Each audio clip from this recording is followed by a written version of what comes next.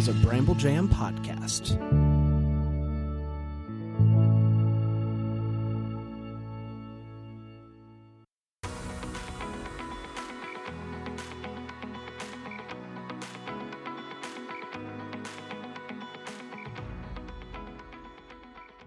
Welcome to Girls Gone Hallmark, a Hallmark review podcast. I'm Megan, and I'm a longtime Hallmark fan. I'm Wendy. I'm a former Hallmark hater. Today we are discussing The Way Home, Season 3, Episode 7, Tell Me Something Good, which originally aired on the Hallmark Channel on Friday, February 13th, and is currently available to stream on the Hallmark Plus platform.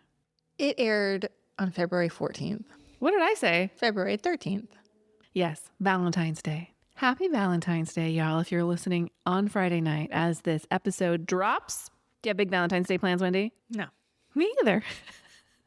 My kid said, what are you and Dad doing for Valentine's Day? And I was like, nothing. And then I had a brief moment where I was like, should we be setting an example? I was like, no, whatever. Valentine's Day is not important to me.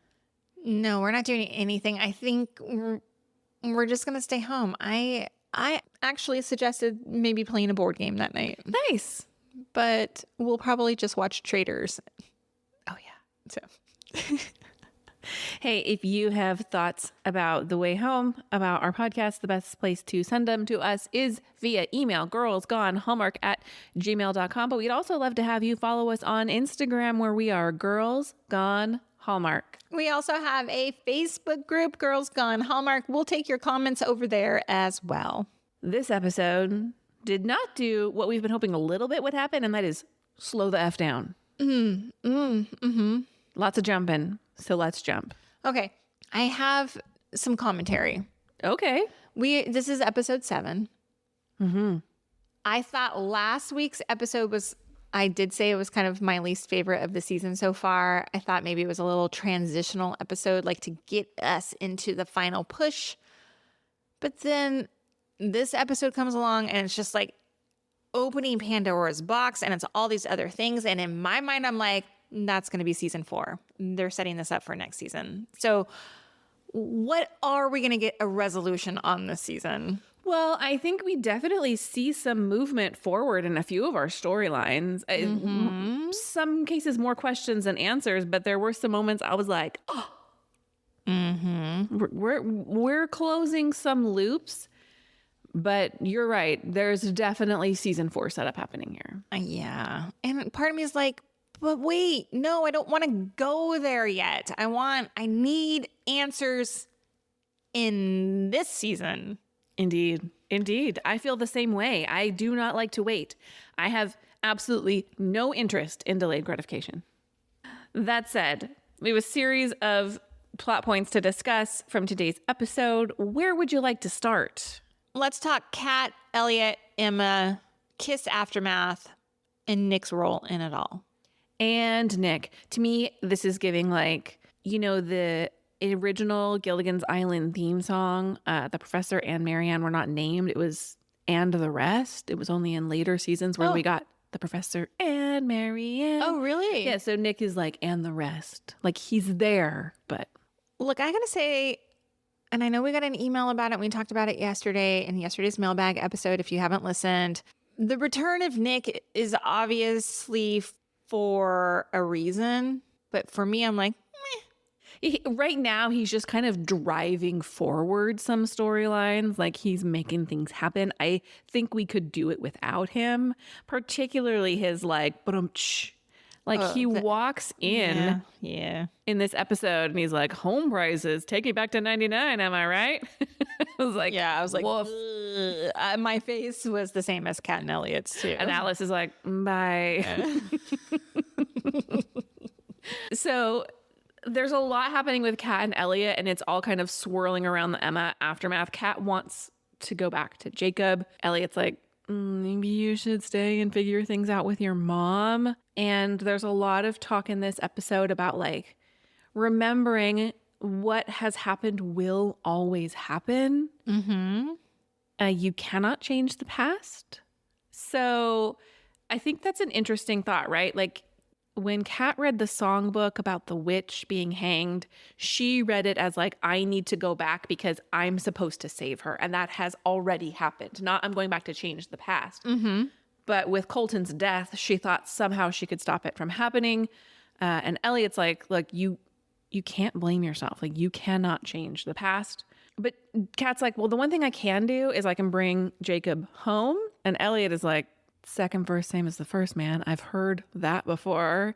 And Kat gets so mad. And then mad. Elliot's like trying to reel that comment like practically with his hand back into his mouth. And Kat's like, bye. We are not doing this.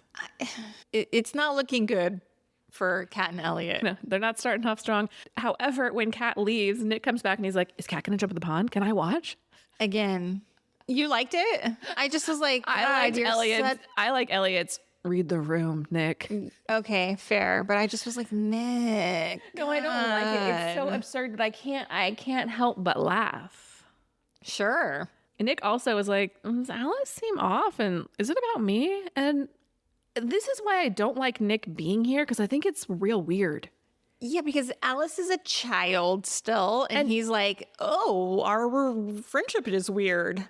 Because you're a man in your late 30s, 40s. I don't know how old these people are supposed to be. You dated when you were teenagers. She's still a teenager and you're not. Yeah. And you make all these weird jokey jokes about it. Totally. It makes me uncomfortable. Well, and part of me too, like watching this, I was like, God, this is not the guy that you want to be the keeper of your secrets. Yes. Especially because he's like, wants to talk about the pond, wants to know about the pond, wants to be like, can I watch? Can I watch is so icky.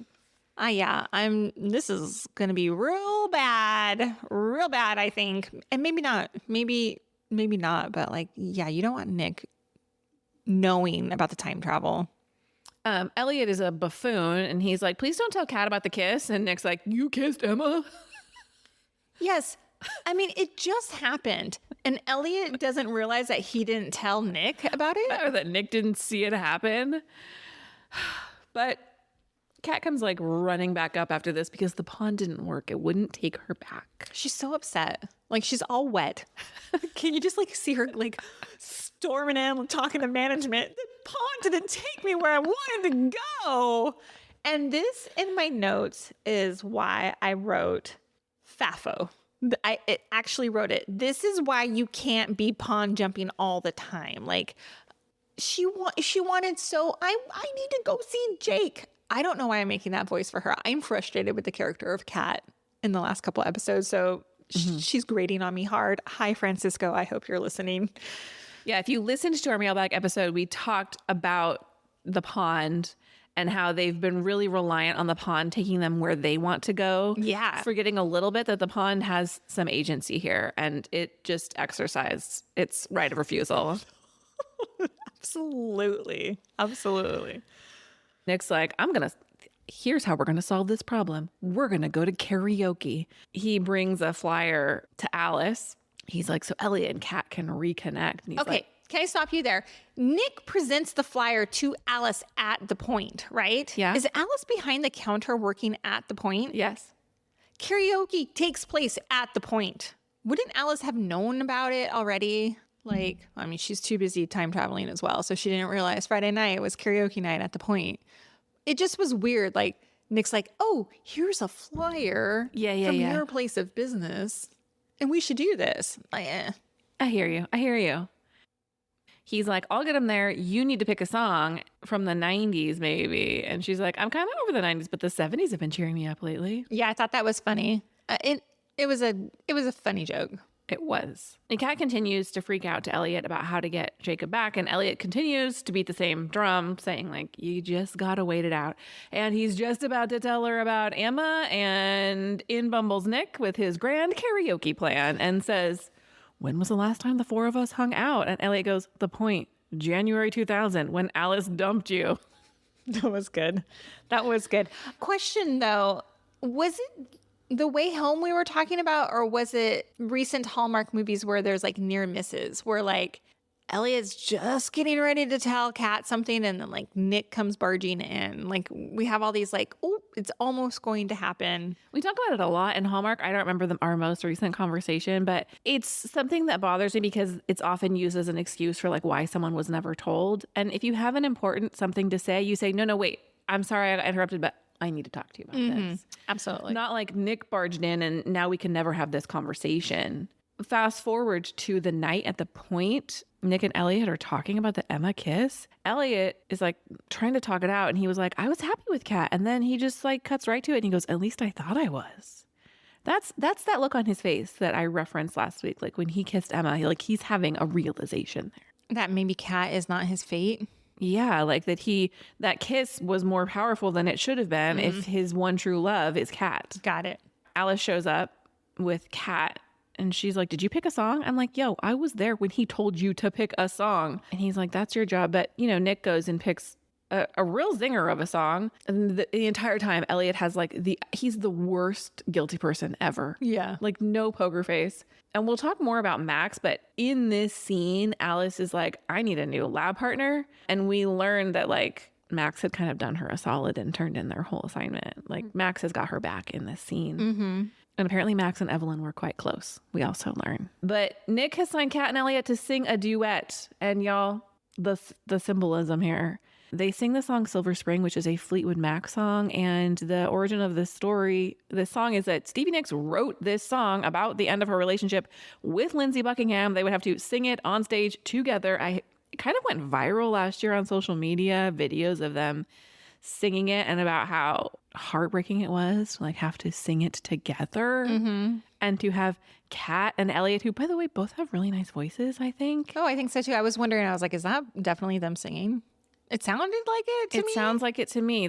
I think they sound great, but the looks on their faces and the way they look at each other. Yeah, I wasn't it was no Stevie and Lindsey Buckingham moment. I mean, no. But what I liked about this scene is that they showed some flashbacks of Kat and Elliot from the 90s and then moments between them at Lingermore and when she returns from the pond and kisses between them. And I was like, okay, wait a minute. Am I into them being together? Oh. When movies do that, when they show that montage, right? And I was like, okay, maybe I am invested in them.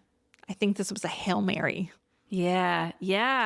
I agree. Those scenes were really moving, but the feeling I had was we're not seeing that early Kat and Elliot energy of season 1 when we were rooting for them. Please have that kiss. Please get together. Please run back to his arms after, you're heartbroken about not being able to get to Jacob.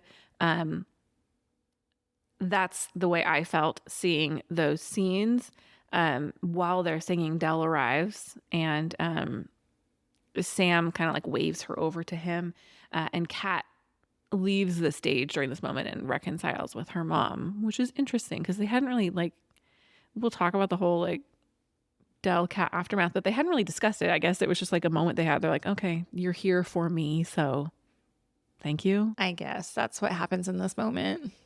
And Nick's like, karaoke does fix everything. I am a genius. And Elliot's like, whoa, you just witnessed the end of our relationship in song form, bro. In the midst of all this, Jacob has returned, and we'll talk about the aftermath of that. But they're talking about that, and this is back at home. And Elliot tells Kat that Emma kissed him. And I was like, that seems like rewriting history. But then he does say, and I kissed her back. He's like, I'm sorry. She's like, don't be. I didn't think Kat's reaction was what Elliot thought it was going to be. Well, it wasn't what I thought it was going to be. You thought she would be all fiery and mad about it? A little bit. Girl, she is in love with Thomas. Well, I think yes, I know, but is she self-aware enough to, in her mind, Good she's question. like, I came back home. Yes, I kissed Thomas, but I made the choice to come home. Mm-hmm. Mm-hmm. So I thought she would say, I left Thomas in her mind. I left him in the past and this is what you did to me. But no, the reality is I'm thinking she's like, this is my way out. I don't need to be angry at him because I am struggling with emotions for someone else too. Yeah.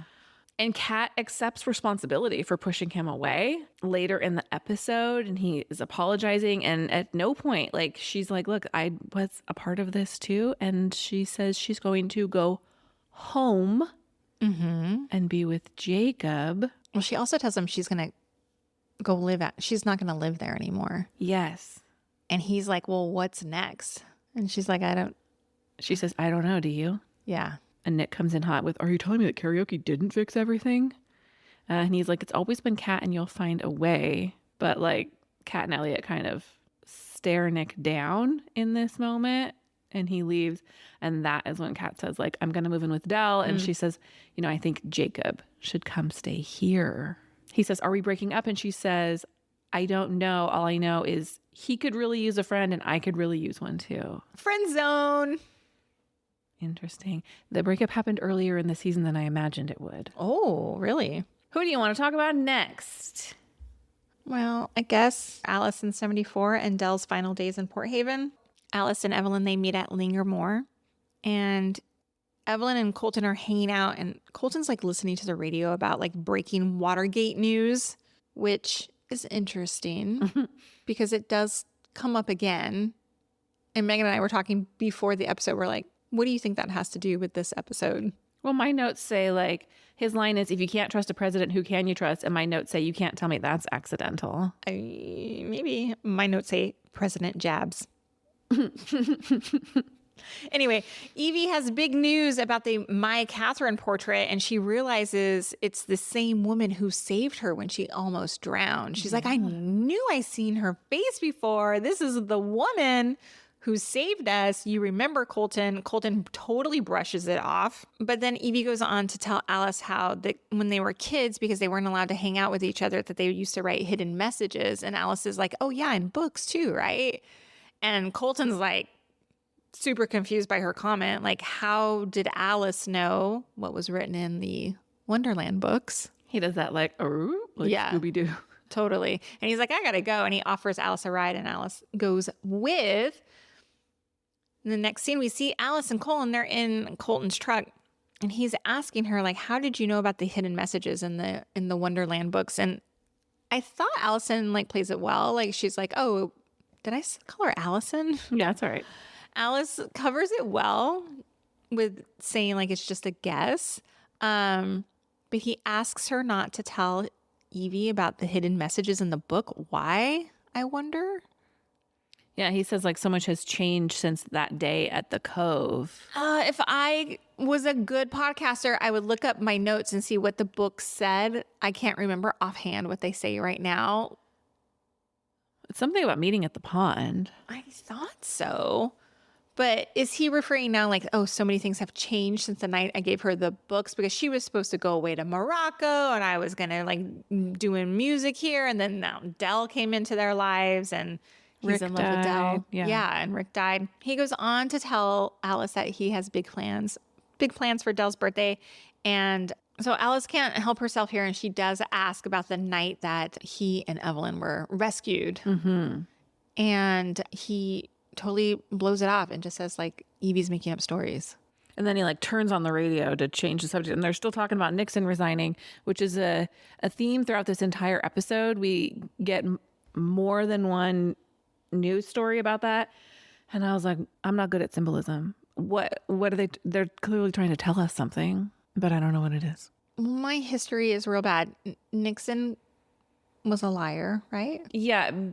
Basically, people broke in, like people that were trying to get him reelected broke in and planted listening devices in the Democratic National Committee headquarters at the Watergate office building. And so like, seems like child's play these days. Yeah, but he ultimately resigned. There's got to be some symbolism here. Please write in and tell us. Yeah, who's the Deep Throat equivalent in The Way Home? What it means. Yes. Well, that scene ends with Colton saying some stories don't have a happy ending. Oh, that's right. I didn't write that down, but yes, that's right. So later in the episode, we're trying to close this story line here. Alice comes back to 74 and she comes up to Colton and he's like, scram, get out of here. Like, this is his moment. Like, he's like, what are you doing here? And this is his big moment with Dell, like right before her birthday and right as she's leaving. And she doesn't want to say goodbye. They're all both very emotional. And he's like, it's going to be okay. We're going to get our fairy tale. We're going to get the happy ending. And he's grabs his guitar. He's going to sing one last song. And then Evie rolls up in her car And she's like, I have to take Dell to the train. And Colton doesn't want to do it that way. He wants to take her. And Dell's like, no, this is the easiest way. Very dramatic. It's all super dramatic. And I was like, this is just teenagers being teenagers here. You know, this summer love is coming to an end, right? And Evie's like the ultimate cool girl. Like, she loves this. She was like, yeah, I'm going to ruin their She's moment. like, pound sand, Delilah. It's me and Colton back together again. They drive away and they're listening to the hot jams of Nixon's resignation. Yes. On the radio. I'm like, no. What was on the radio was some sort of commentary about the process of healing. Yes. So who needs to heal here? Is it in the show? Colton? Is it Dell? Is it because they've been broken up now? Yeah. Passing ways. Anyway, Alice tries to comfort Colton and tells him that things will get easier and to trust her. And he gets up and a ring box falls out of his pocket. And he kind of brushes it off. Like, yeah, I know it's silly. Like, we're two teenagers. Like, this was a bad idea or whatever. And then he says, it's time to wake up from the dream. Poor Colton. I'm sad for him, but knowing, like, we know they end up together. So, like, I know, like, but that summer lovin' is just so hard when it ends. She goes back home and you don't know when you'll ever see her again. Our next little bitty storyline, let's talk about Alice and Max. It's small. Okay. They are lab partners and they need to work together. So Alice shows up at Lingermore and she and Max are immediately at each other's throats, like throwing zingers. And he's like, oh, your uncle didn't go missing again, did he? You know, people are weirded out by that. And she's like, who? And he's like, me. I'm people. I would like to throw up the red alert that Max makes a soil comment. Do you remember the soil? Yes, I do. We knew there was something about the soil, and he basically is like, yeah, my dad thinks Jacob is the soil whisperer, but he's like not that excited about good winds, good wine. He calls it his father's midlife crisis, and he's more worried about the fate of the Goodwin fortune. Speaking of midlife, didn't Max look like he was dressed like some middle-aged dad? I was like, what are you wearing?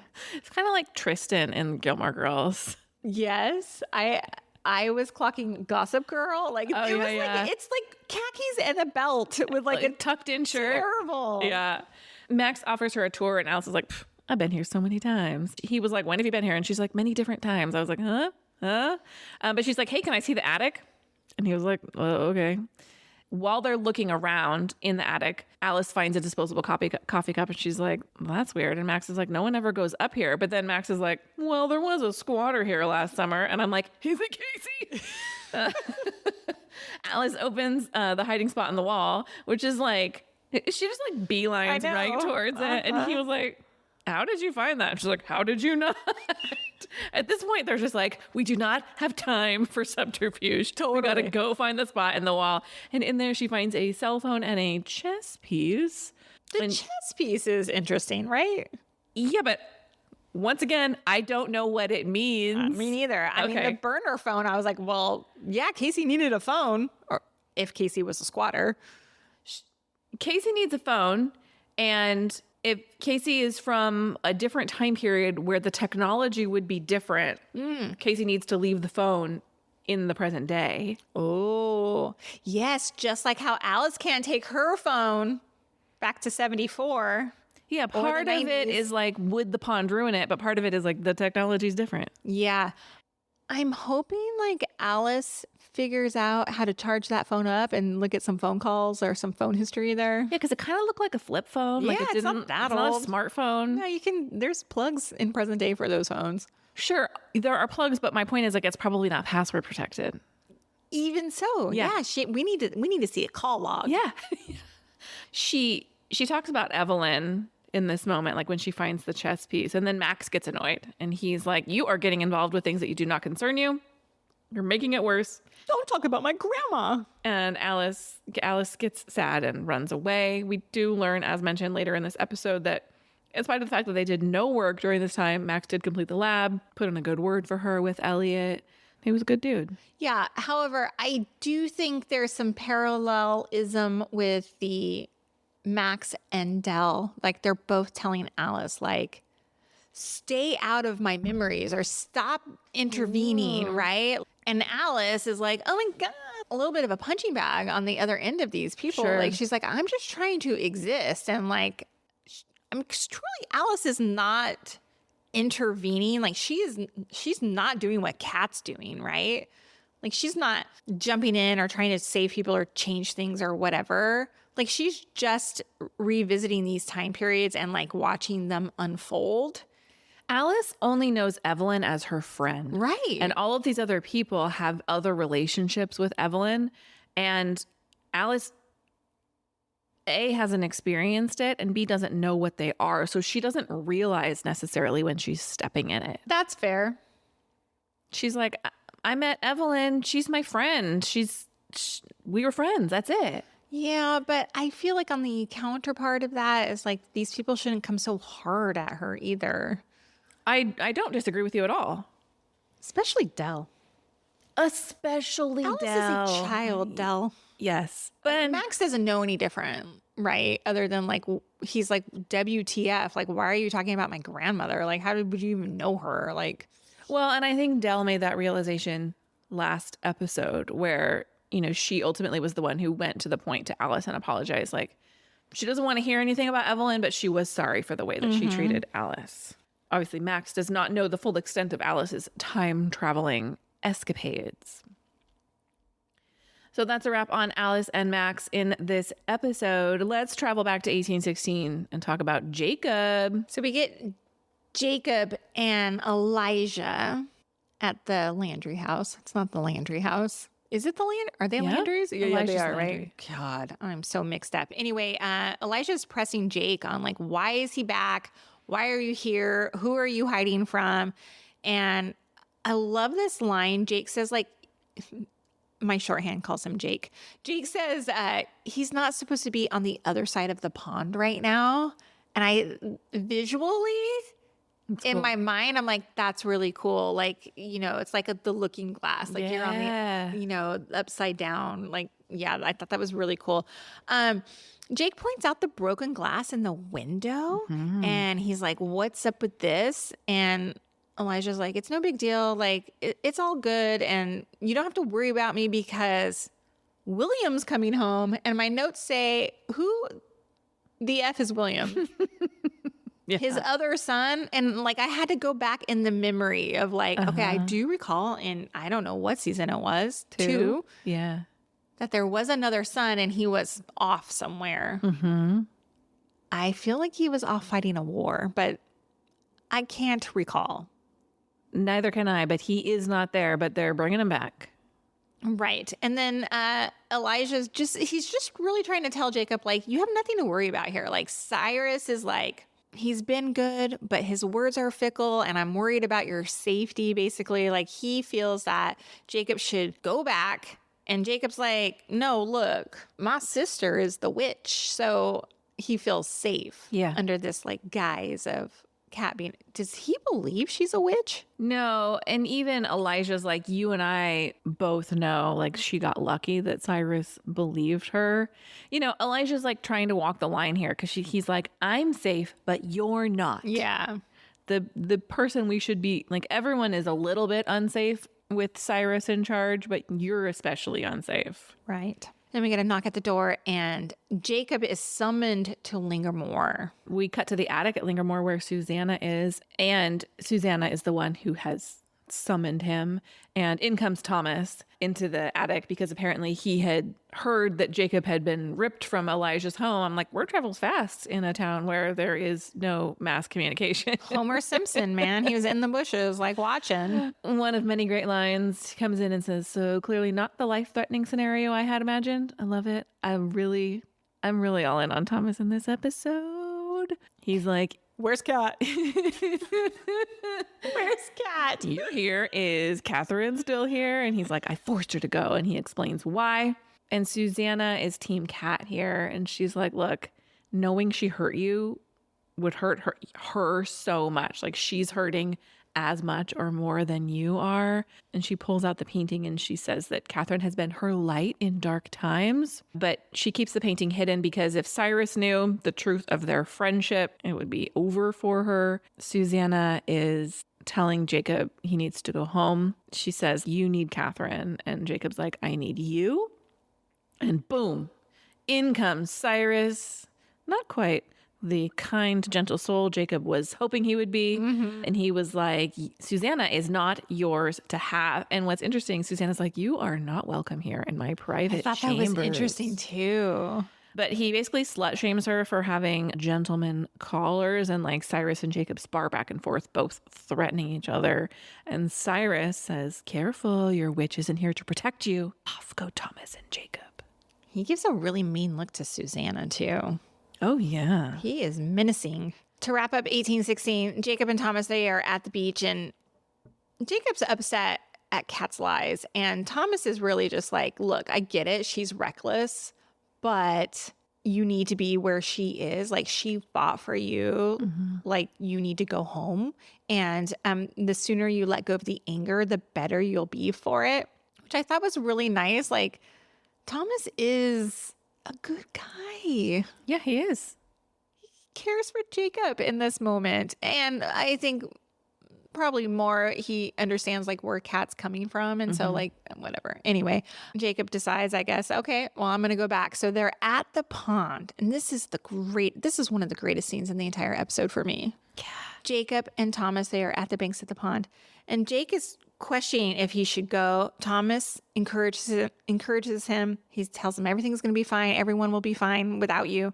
And he says, they'll manage without you and without me, I dare say. Yeah. And I'm like, what? He's going to jump? Is he going to time travel? What's happening? He sets down his big lantern. Jake jumps in. Thomas jumps in right after him. Unfortunately, Thomas comes back up. It's clearly still 1816 because the lantern is on the banks of the pond. Yeah. And Thomas says, enough. Which you and I were talking about, like, what does he mean there? Yeah, what does he mean there? And I inferred it to mean, like, I tried. I have to accept that I cannot get back to her. Yeah, like, stop trying. Yeah. This is not working. Yeah. I was really excited. I was so excited when he jumped in. I was so excited. Yeah, because he's been the bigger person in a lot of ways, and the reality is he has to accept that they can't be together unless someone's theory presented in our mailbag episode about the clock allowing him to travel forward in time. Yikes. I love that idea because I love the idea of them being together in the present day. I just want to see like Thomas in 2025 being like, whoa, whoa, what is this? With the way he speaks. Yes, with the way he speaks. And then trying to have to explain like where he came from. And what's he going to wear? I'm just picturing him in like a quarter zip. Full dad mode. Because he dresses so nicely in the 1800s. All right, our next plot point has to do with Dell and Kat and Alice and the car crash reveal. And this happens in bits and pieces throughout the episode. The episode opens with Dell and Kat talking, and Kat is explaining how she was the one responsible. And she's saying like Alice and Elliot both told her that there's nothing she could have done and that what has happened will always happen, but she still believes herself to be at fault. And Alice is like overhearing this from the stairs, and Dell doesn't say anything. Like she's reacting, but she doesn't say anything. But what's really striking to me in this scene is the emotion in Kat's voice. This is another great scene from Kyler Lee as she's discussing it. It's heartbreaking. I didn't pay that close attention. Oh, you should listen to her voice. You should go back and watch that scene. Yeah. You can tell Dell's hurt, but she's taking it in, and Kat tells her like that's the reason Jacob didn't come back. And so now she has this double weight of like telling her, I killed Dad. I'm responsible for Dad's death, and I got Jacob back, but then I lost him again. And as Dell walks away, Alice enters, and Kat's like, I had to tell her the truth. And Alice is like, you didn't tell her the truth. I was there. You need to tell her. And Kat's being a mom. She's not going to sell her child out in this moment. And so Alice talks about Dell with Kat and Elliot, and she's saying like Dell hasn't been herself. She's processing this news. And Alice is like telling her mom, like, maybe you should come home instead of staying away. Like Kat's kind of giving her space, which I don't really blame Kat for. Yeah. But Alice is like, I'm not sure you're going to solve this problem this way. And she also says she needs to know the whole truth. She just beats this drum throughout the episode. And Kat's like, look, you need to be Dell's safe space. I need her to have someone that she can trust and she can turn to without feeling betrayed. Alice tries to kind of broker peace with Dell. She's at her art table, and it's really heartbreaking because Dell hears someone come in and she's like, Jacob, but it's Alice.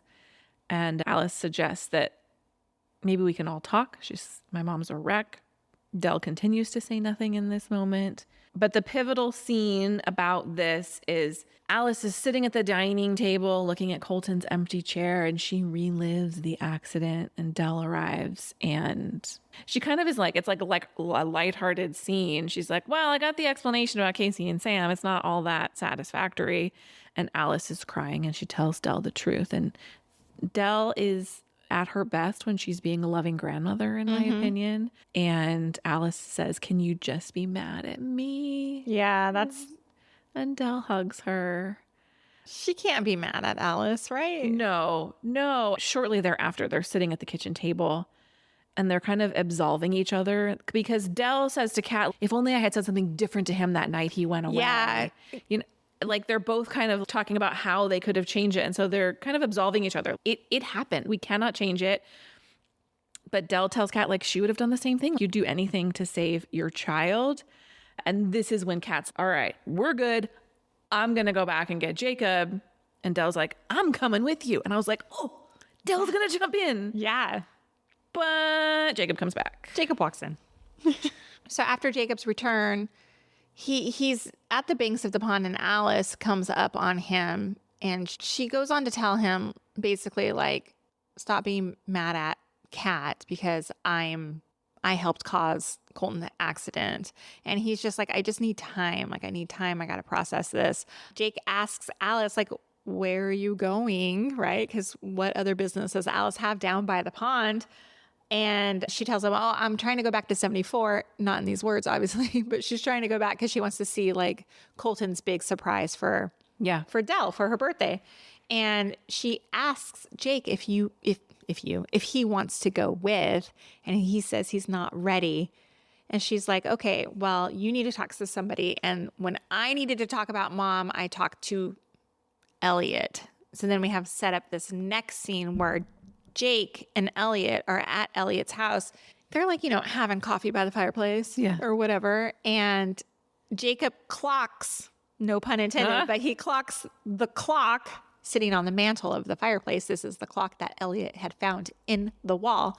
And they talk about losing parents. And Elliot mentions how his mom left when he was little and then passed thereafter. And his dad never talked about her. I'm telling you, I have a gut feeling about Elliot's mom. Yeah, because he talks about how she left and then she died. And Vic's refusal to discuss her. I think there's something else going on. I also think we need to talk about how when Jacob picks up that clock, Elliot's like, it doesn't work, but I can't bring myself to let go of it. And Jacob's like, well, me and Dad used to love projects. Yeah, projects, like tinkering on things. So what are they going to do with the clock? What are they going to do with the clock? And when I saw this scene play out, and I instantly thought about that email that we got from our listener mailbag about the clock being some sort of mechanism to go forward in time. Oh my God, is that what's going to happen? Is that what's going to happen? Is it not enough, Thomas? Yes, I can't. And Susanna? Could they both come through? It was such a great scene. It was like so exciting. Just trying to see if there's anything else there. If Susanna time travels forward, could that set up a Kat-Susanna relationship? No, that's not what I was going to say, but I'm trying to figure out how the painting comes to be hung in Lingermore. Is it that Evelyn refines that painting and she's like, I'm going to hang it because this woman saved Colton? I don't know. Okay, sorry. I don't know. The scene really ends basically here with Elliot tells about the time that Alice took him back to 1999 and how he was forever grateful for getting a few more minutes with Colton. And Jake seems very interested and wants to know more about that. And that's how their story wraps up. Well, almost, because Jacob returns home to Dell, and he's asking her, like, did you know about Elliot's time travel? Duh. Sorry, go No, ahead. that's okay. Do you want to do this one? No. And Jacob, he's like, we're the only two who haven't had more time with him. And Dell says, well, I don't need it. Like, I have my memories. And the demo is all I need to get back to him. And he was like, hey, can we listen to it? And he goes to pick up the record, and he finds a photo of Dell and Colton in 1974. And he recognizes young Colton as the boy who arrived at the farm in 1814 and told them to plant potatoes and rye. And Wendy stands up on her couch and fist pumps like, I knew it. I didn't know all the details. I just knew when Elijah said somebody advised us to plant potatoes and rye in last week's episode. That was huge. A huge line. I just knew. I knew it was going to come together. I didn't know it was going to be Colton from somewhere. Yeah. And here's the other question. It's weird to me. Why doesn't Jacob recognize his young father? Like, so Jacob in 1814, 16, whenever this time period happens in the 1800s, right? This dude shows up. Yeah. Would you recognize your younger dad? Jacob hasn't seen adult Colton since he was 8 years old. 24 years has passed at this point. Is he going to recognize the younger version of a man he might not recognize at all? I think it's fair. I think it's believable. It's believable. And did Jacob even know he was a time traveler? Like, did Jacob know how he ended up there? This boy or himself? No, he didn't. Oh, you're right. He didn't know. He just, there's got to be some weird, like, I was a kid in the 90s and now I'm here and there's no electricity. That's kind of weird. But I'm going to give it to Jacob that 24 years later, this dude shows up and his brain doesn't make the leap to that's the younger version of my father. Mm-hmm. Okay. Maybe he's like, that dude looks a little familiar. What's going on here? But can't place him. Yeah.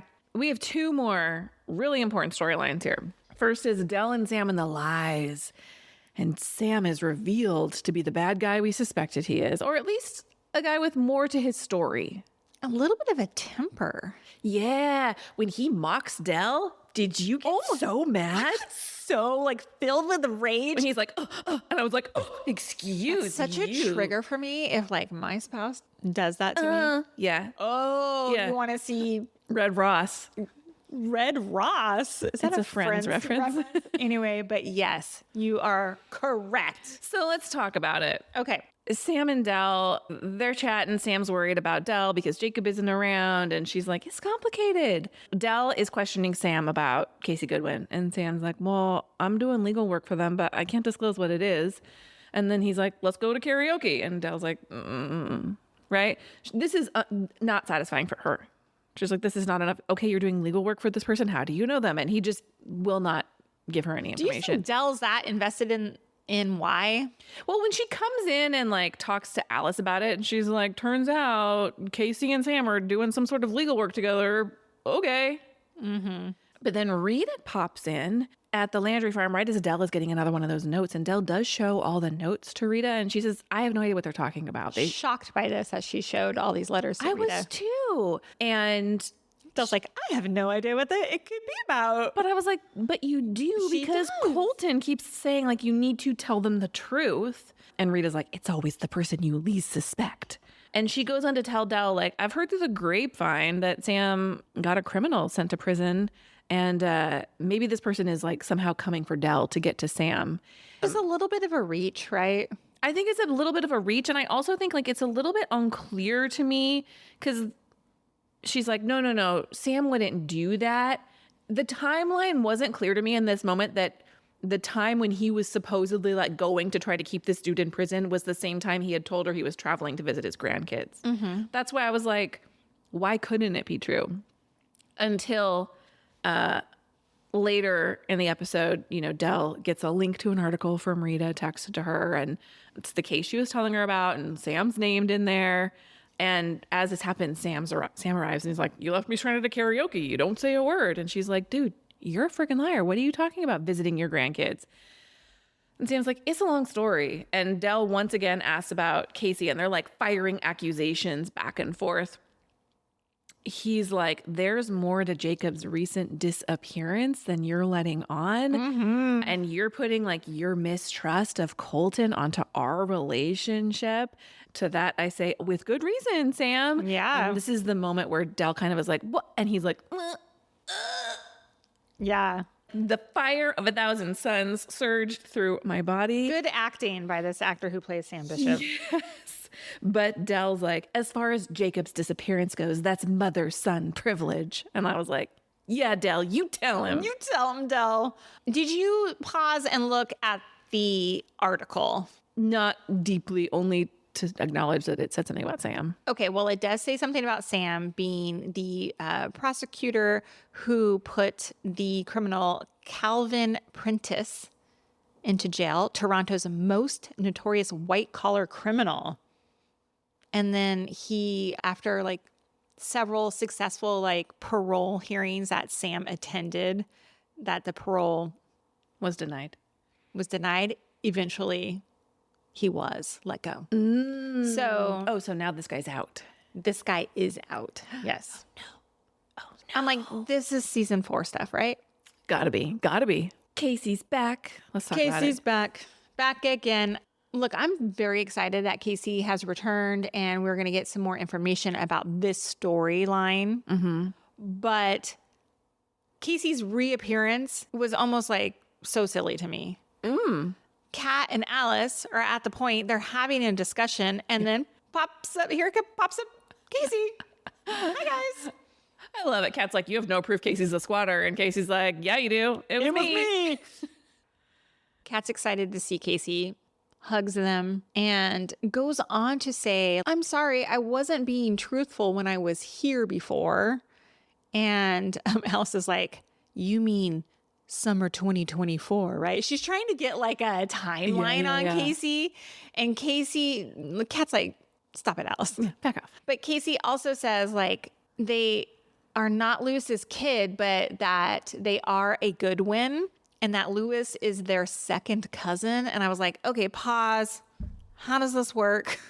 I'm like, wait, but okay, draw the family tree for me. I don't know. It's too confusing, right? They go on to say like they lied because things were bad at home last summer and they ran away. And Casey's just back to say thank you to Kat for making them feel like family. Alice, not buying it here. No. Alice is like, okay, fine, but tell me how you were able to persuade the Goodwins from not buying our land. Yeah. Because Casey is a teenager. Yeah. I don't like these are good questions, Yes. right? Casey's like, look, I talked to my parents about it. And here I'm like, if things were so bad at home that you ran away from your parents, but then like you have to call your parents because you need your parents to kind of like step in to help with this like land Complete deal. stranger situation to get them to tell Lewis Goodwin to back down. None of it is making sense. It's like, lie smaller, people. If you want people to believe your lies, you need to lie smaller.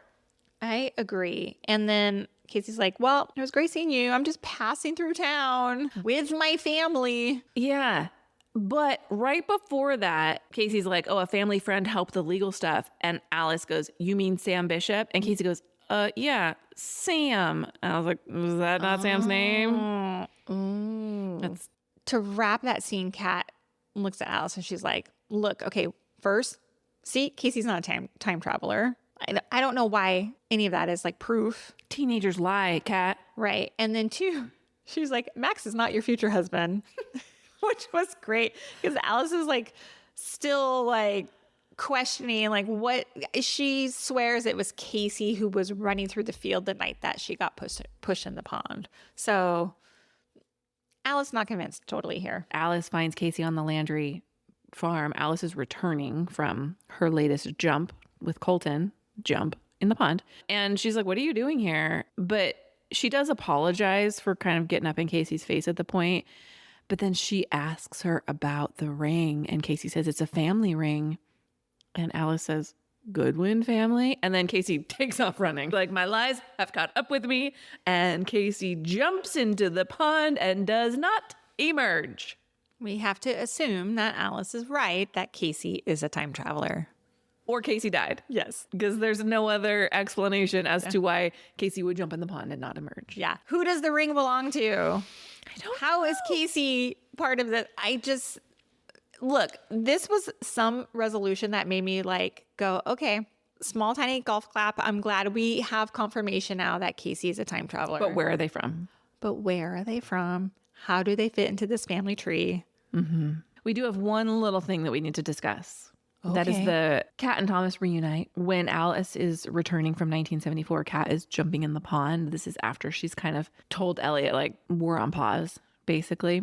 And she finds Thomas in the woods. And Kat says she came to see Susanna, but that's not really true. She came to find Thomas, and she tells him about Elliot's kiss. She's like, he kissed her. He kissed someone else. And then Thomas gives her this super passionate kiss, which kicks the ass of any kiss that Elliot and Kat have ever shared.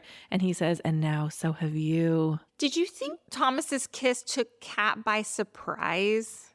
She kind of had like, okay, this is what I'm going to do. She's kissing him, but her like eyebrows, her eyes are closed, but her eyebrows are raised. Like Interesting. She was like so surprised by this smooch. And I was like, that seems kind of like weird. But then like they take a breath and like she kind of like goes in for like more. So I thought, wait, maybe she is there for Susanna. For a hot second, I thought maybe she is there for Susanna. When you thought she was there for Susanna, did you think she was there for Susanna in a romantic way, or just like, I got to get back to my friend? I don't know. I mean, like, I feel like anything is possible. I agree with you. I think anything is possible. My feelings on the Kat Susanna situation is that Susanna is in love with Catherine, but that Catherine at this point does not return her love on a romantic level. I think Catherine cares deeply for Susanna. I'm not discounting it as a possibility, but I do not think that is a shared romantic love. Gotcha. Prove me wrong, people. I can't prove you wrong. But what I can get excited about is that freaking clock better take Susanna and Thomas into the future. Let's go. I am so there for it. Did you enjoy this episode more than last week's episode? I did, but now I feel anxiety because I'm like, there's only 3 left. There's only 3 left. What are they going to do? I know. Someone emailed us. They're like, how are they going to wrap it up? And I was like, I get panicky every time I think about it. I can't get too in the weeds, so to speak. Yeah. Hey, thank you for listening to this episode of Girls Gone Hallmark, a Bramble Jam podcast. If you love this podcast, we absolutely love your 5-star ratings and reviews. It is the very best way you can support this podcast. We also love how many of you are telling your friends. Thank you so much. We will be back next time. Goodbye. Bye.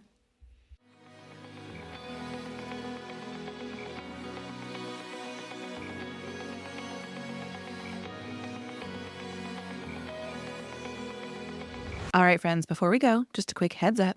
You're about to hear some ads. These little gems help us keep the show running and the Hallmark love flowing. So do with that info what you will. Grab a snack, hit the skip button, or maybe, just maybe, listen in and discover your new favorite product. Bye.